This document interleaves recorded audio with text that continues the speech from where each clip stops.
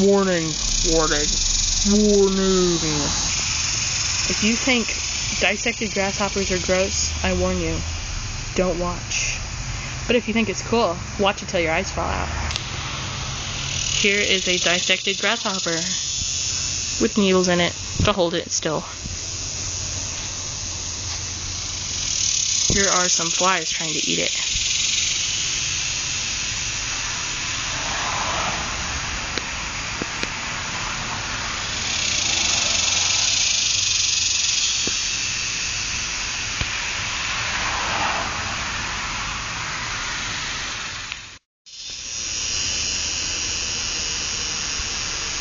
Ooh, fly wrestling.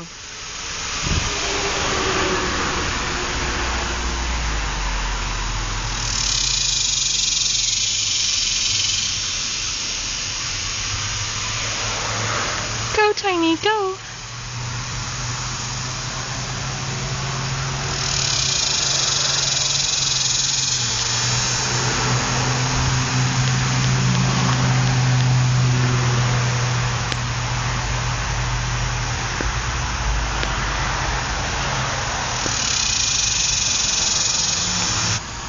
There you have it.